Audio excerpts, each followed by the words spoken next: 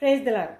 స్నేహితులారా, మన జీవితంలో జరిగిన కొన్ని సంఘటనలు, కొన్ని బాధలు, కొన్ని దుఃఖాలు, వీటన్నిటిని బట్టి మనం మనసులో విసిగిపోయి ఇంకా నా పని అయిపోయింది, ఏ వైపు చూసినా నాకు సమాధానం దొరకదు అని చెప్పేసి వేరే ప్రయత్నాలలోనికి వెళ్ళిపోతూ ఉంటాం. దేవుని బిడ్డలారా, ఇంతకాలము నిన్ను సృష్టించి నీలో జీవాన్ని నుంచి నడిపించిన ఆ దేవుణ్ణి మర్చిపోతున్నాం. ఒకసారి ఆ దేవుని సన్నిధికి వెళ్దామా? మోకరించి ప్రార్థిద్దామా? దేవుని బిడ్డలారా, సంసోను కథ మన అందరికీ తెలిసిన విషయమే.